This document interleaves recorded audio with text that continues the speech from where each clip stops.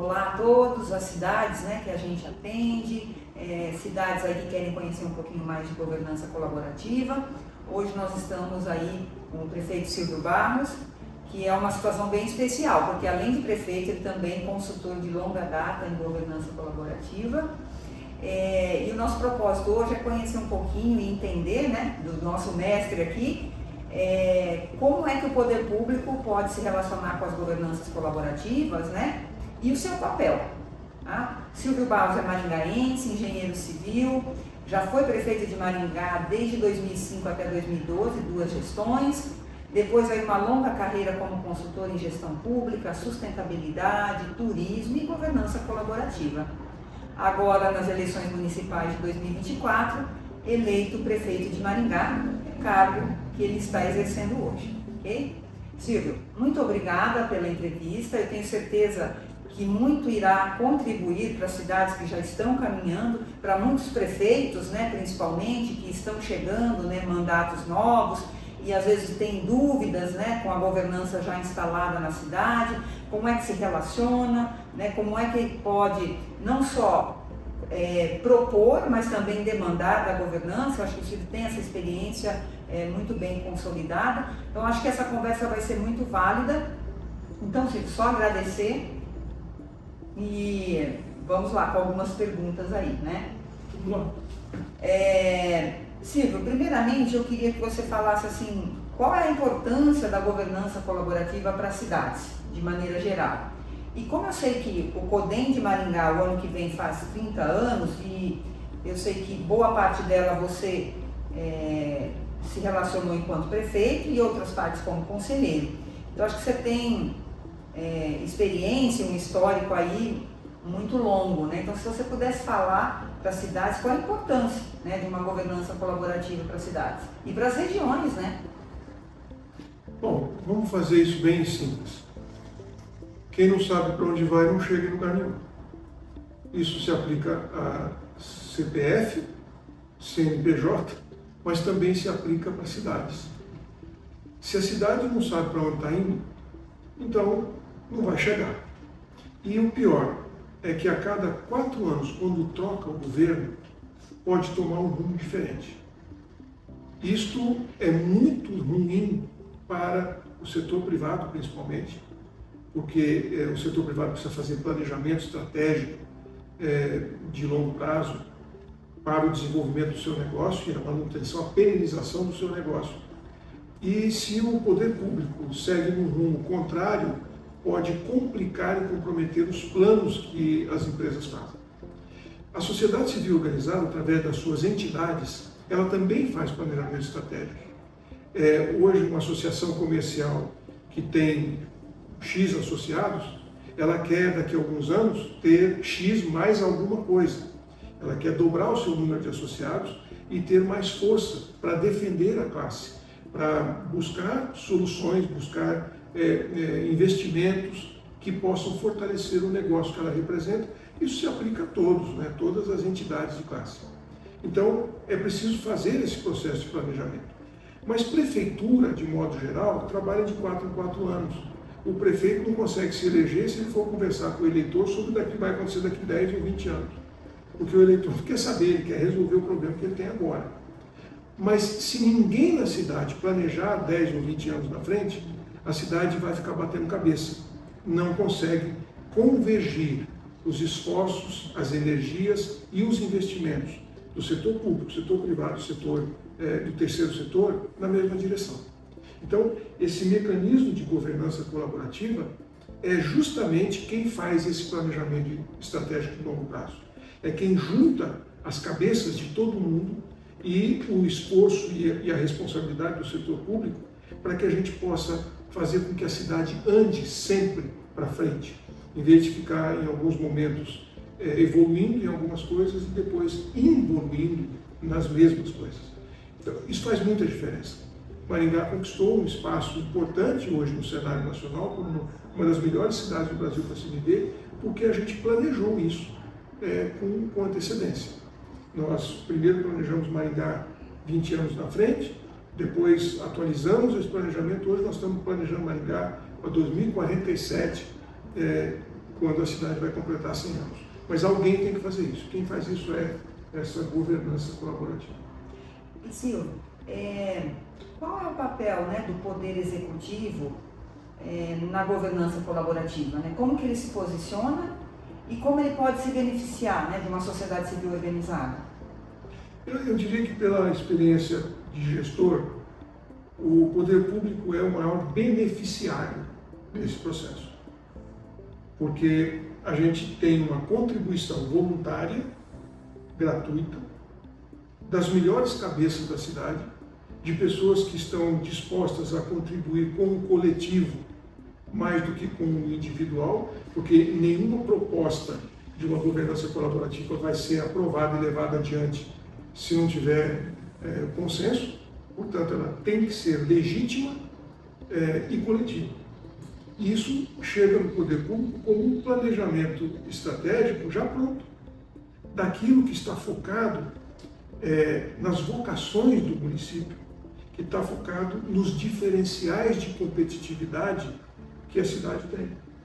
Então, esse planejamento estratégico é uma baita de uma ferramenta de gestão que ajuda a gente a orientar e direcionar os investimentos para que a gente possa garantir sustentabilidade e para gerações futuras. Então, eu tenho que admitir que o poder público é o maior beneficiário. Agora, ele tem um papel a cumprir? Claro que tem. Se a gente recebe esse planejamento, nós precisamos criar políticas públicas que fortaleçam a execução e a implementação desse planejamento.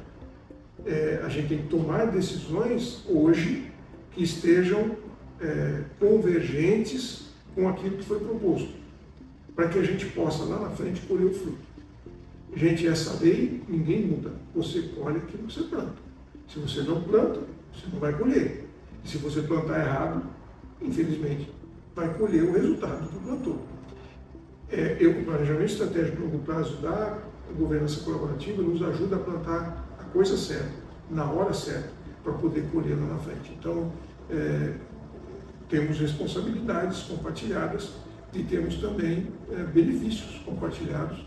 Eu acho que o poder público é fundamental usar essa ferramenta, essa oportunidade de relacionamento com a sociedade organizada. Silvio, te acompanhando nas gestões, eu vejo que você interage muito também com o CODEM aqui em Maringá, demandando, inclusive, lançando desafios para que eles também possam discutir e trazer as proposituras, né? Como que é esse exercício, assim, qual é o critério, né, para você, não, isso aqui é uma demanda ou é um desafio que eu acho que o CODEM pode colaborar? Veja bem, é bem fácil. Quando um empresário ou um segmento da sociedade tem alguma demanda que envolve a prefeitura, eles sabem exatamente onde ir. Ele vai falar com o secretário da pasta ou vai falar com o prefeito. Mas quando o prefeito tem uma demanda para a cidade, com quem que eu falo? Com quem que eu vou conversar?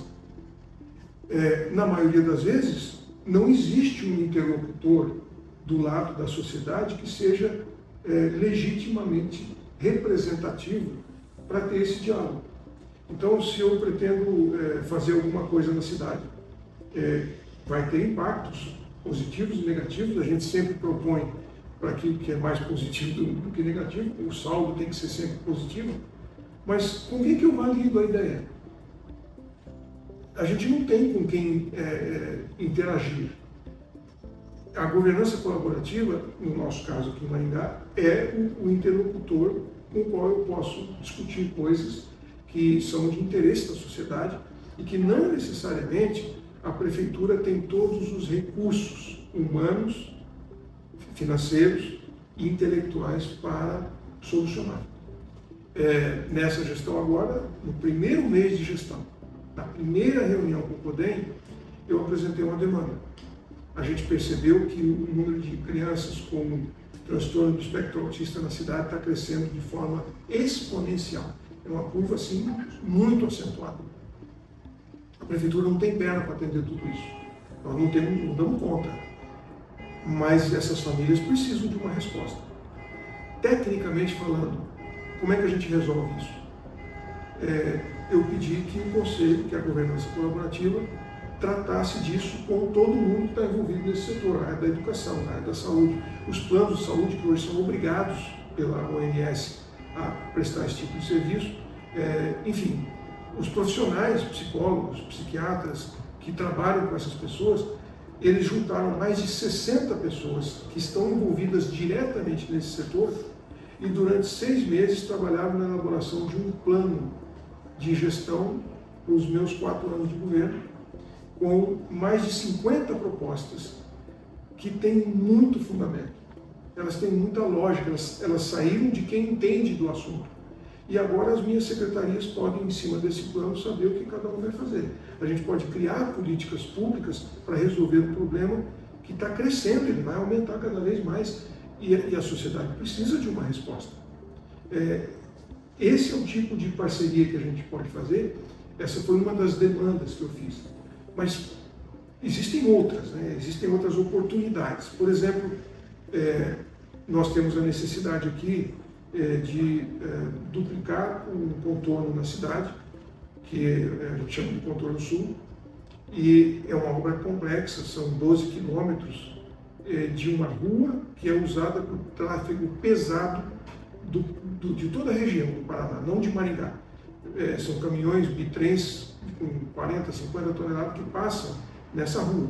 Aí a gente não dá conta da manutenção, é muito pesado, muito acidente, muita morte. A gente precisa duplicar e transformar isso numa via adequada. Essa obra custa 400 milhões de reais. A gente não tem esse dinheiro no caixa. Então, recorremos ao governo do Estado, o governo do Estado disse que daria o dinheiro, mas o governador disse só que eu só posso assinar o convênio até o final desse ano. Gente, fazer um projeto de engenharia de uma obra desse tamanho, e o governador falou isso em fevereiro, tinha que assinar o convênio até o final do ano, a prefeitura, só para licitar o projeto, a gente leva 6 meses. E depois a empresa que ganhou precisa de um tempo para fazer o projeto. Não dava tempo. Então nós íamos perder um investimento de 400 milhões de reais, porque a gente não tem tempo. Dentro da burocracia do poder público, que a gente tem que seguir a regra, a gente não conseguiria fazer. O que eu fiz? Fui lá para a governança colaborativa, para o CODEM, onde está o setor privado, a sociedade organizada, e falei, gente, está aqui a nossa oportunidade. Eu não tenho como contratar o projeto. O projeto custa 500 mil reais. O que a gente faz? Eles reuniram o povo e disseram, a gente banca o projeto. Então, nós contratamos. Não precisa esperar a licitação, não precisa esperar 6 meses, a gente contrata para que o convênio possa ser assinado. Eles contrataram, ajuntaram os 500 mil reais, entregaram o projeto, o convênio foi assinado, os 400 milhões estão na conta. Isto é o que uma governança colaborativa pode fazer com a cidade. Se eu não tivesse o CODEM aqui, gente, olha o tamanho do prejuízo que a gente ia ter, o tamanho da perda que nós teríamos na cidade, porque não tinha uma válvula de escape para cumprir a nossa exigência. Então, governança colaborativa serve para muitas coisas e ajuda muito a cidade a resolver problemas, buscar alternativas, e a gente tem um norteamento, tem um caminho por onde a gente vai seguir. Silvio, uma outra situação bastante recorrente, né, principalmente nas consultorias, às vezes, em algumas situações você sempre disse, né, gente, se não pôr a mão no bolso, a gente não sai do que está posto, né, até para formar a governança colaborativa e muitos projetos, como você acabou de citar, a duplicação do contorno, né, essa atuação do CODEM. E a gente ainda percebe muitas dúvidas e questionamentos, principalmente por parte dos empresários, mas o que eu vou ganhar com isso? Né? Seja aportando, seja despendendo o seu tempo para participar. Eu acho que você já fez uma série de citações, mas eu acho que é sempre válido, né, a gente responder essa pergunta. O que eu vou ganhar com isso? Isso é tudo muito relativo, né? Mas a primeira coisa é saber se a cidade onde você está e onde os seus negócios estão, se a cidade for bem, isso reflete no seu negócio? Isso te dá uma condição melhor de retorno no seu próprio negócio? E se a cidade for mal, isso também te causa algum tipo de perda ou prejuízo? Vamos pegar um exemplo, uma empresa de uma loteadora. Se a cidade está indo bem, a gestão está indo bem, a cidade está bombando, estão chegando empresas. Isso é bom para o seu negócio? Então você vai ganhar, né? Vai ganhar mais.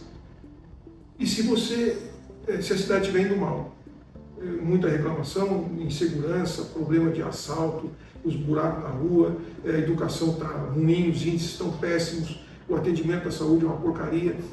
Isso reflete também na sua capacidade de vender o seu loteamento? Vai dificultar para você? Tá bom, a única coisa que a gente entende é o seguinte: se você vai ter mais lucro pela cidade estar indo bem, por que você não pega um pedacinho do seu lucro e investe para a cidade ir bem? Só isso. Isso se aplica a qualquer tipo de negócio. Um hospital, uma universidade.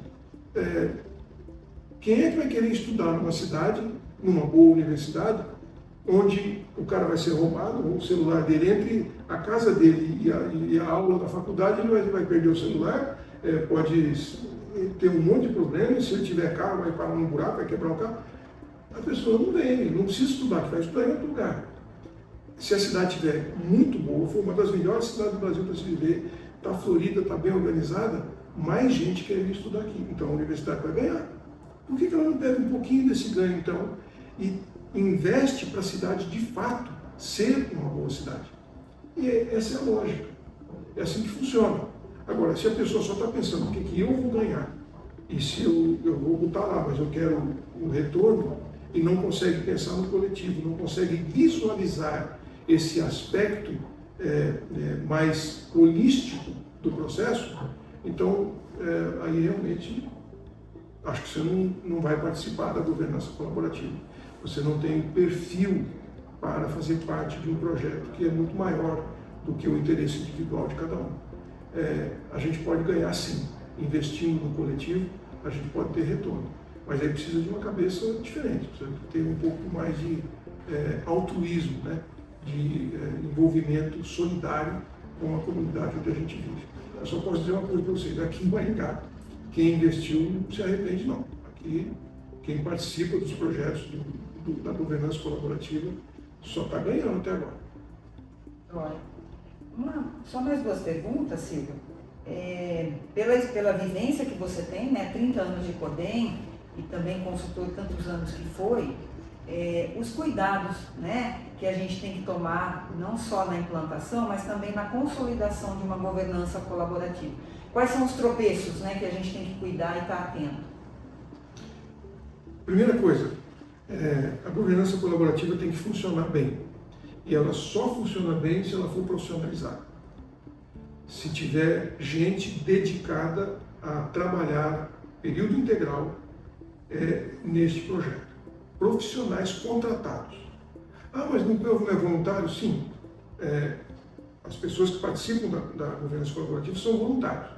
Mas quem vai receber a contribuição voluntária, transformá-la em algo concreto, palpável, fazer isso virar um projeto, esse não pode ser voluntário, ele tem que ter compromisso, ele tem que ter horário, ele tem que fazer esse trabalho. Você não pode querer que um empresário que voluntariamente contribua saia marcando reunião, telefonando para as pessoas, avisando que a reunião, quando você reúne vários empresários na sala para discutir um assunto importante, você não pode pedir para um deles fazer a ata. Desculpa, isso não tem cabimento. Então, primeira coisa, a gestão da governança colaborativa tem que ser profissional. Isso tem custo e alguém tem que bancar. Se não for assim, até recomendo, não faz não, porque só vai estragar uma boa ideia. Quer dizer, algo que um dia dá certo, vai dar errado, e depois vão dizer que não funciona. Funciona, desde que seja bem feito. Então, esse é um aspecto importante. Segundo aspecto importante, e muito importante, é que a governança colaborativa não pode ter envolvimento político. Isso não estou dizendo que ela tem que ser apolítica, porque a governança colaborativa trabalha justamente na construção de políticas públicas, não de política partidária. Então, a primeira coisa, política partidária não pode estar envolvida nisso. Quem participa da governança colaborativa ativamente precisa apresentar uma certidão do Tribunal Regional Eleitoral dizendo que ele não é filiado a partido nenhum. Portanto, ele não pode concorrer à eleição. Isso ajuda a separar os interesses e fazer com que o poder público se sinta mais à vontade para investir nas propostas da governança colaborativa. Então, não dá para misturar política partidária com política pública nesse relacionamento de governança colaborativa com a prefeitura. Terceiro ponto a ser observado, muito importante. Quando você reúne vários empresários de várias classes, de vários setores, profissionais liberais na governança colaborativa, tem o CREA, tem a OAB, tem diversos setores de profissionais liberais, todos os que estão ali são lideranças, são presidentes das suas entidades. Não pode ter vaidade. Vaidade é o vírus fatal, letal, que destrói uma governança colaborativa. Se não tiver ali unanimidade de propósito e todo mundo estar ali para contribuir, mas alguém achar que a minha oportunidade de aparecer, de fazer minha imagem dentro da sociedade, ou de querer impor as minhas ideias sobre o que está sendo discutido, aí, infelizmente, a governança fica doente e essa doença é fatal, ela mata. Então, vaidade não cabe dentro de uma governança colaborativa. Ali é realmente para contribuir com um espírito de solidariedade e de espírito coletivo. Caso contrário, ela não vai sobreviver. Última pergunta para a gente encerrar, Silvio. Em tempos de tantas mudanças e tanta volatilidade para oportunidades, para desafios, envelhecimento da população, mudanças climáticas, reforma tributária, que a gente ainda tem tantas incógnitas, a própria velocidade que a tecnologia e e a gente tem sempre ônus e bônus, nesse cenário. O que você diria para as cidades que ainda não têm uma governança colaborativa? Arruma logo uma, porque, veja bem, a gente sabe que o mundo de amanhã não é o mundo que nós vivemos hoje. A velocidade das mudanças é muito grande.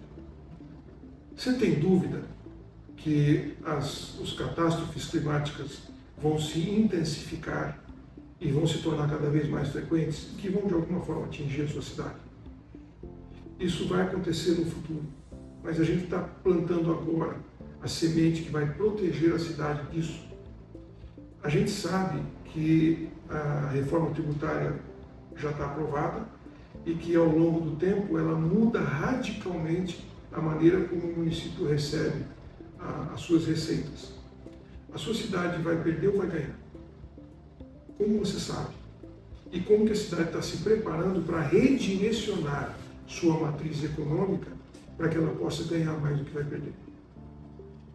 Tem dentro da sua prefeitura, dentro da sua cidade, lá no órgão público, tem gente preparada para orientar isso e ajudar a tomar decisões? Nós sabemos, por exemplo, que a relação social do emprego também vai mudar. Nós vamos ter muito mais máquinas fazendo o trabalho de pessoas a cada ano que passa. Pessoas que não vão poder concorrer com a máquina, quer ver um exemplo? Caixa de supermercado. Você acha que o caixa automático do supermercado, aquele check-in automático, vai aumentar ou vai diminuir ao longo do tempo? Ali não precisa de uma pessoa, mas é muito mais rápido. E a geração que vem pela frente está muito mais acostumada a fazer as coisas digitalmente do que fisicamente. Então a tendência é diminuir a quantidade de pessoas no caixa físico e aumentar no caixa eletrônico. Como que isso vai impactar do ponto de vista de equilíbrio social a tua cidade? E aí a gente vai multiplicar isso por um monte de coisa. Porteiro de prédio, hoje é tudo eletrônico. É um porteiro só que é porteiro de 10 prédios e nem fica no prédio. Então, como que a cidade está se preparando para esse efeito de longo prazo? Isto, a meu ver, é fundamental. Então, cidades que não têm uma estrutura colaborativa, de pessoas que entendem do que estão falando, pensando no futuro e trazendo para a gente soluções para nós minimizarmos os impactos negativos e maximizarmos as oportunidades que o futuro nos oferece, essas cidades estão correndo um risco muito grande de entrar em colapso. Então, a minha sugestão é que quem não tem, comece a conversar sobre isso, porque quem tem vai fazer vocês comer poeira, né? Vão ficar muito para trás. Silvio, só agradecer, muito obrigada pela entrevista, né? É sempre um prazer ouvi-lo. E, pessoal, a gente espera que com essa mensagem, né, traga aí inspiração, né, e energize aí tantas outras cidades a iniciarem esse trabalho.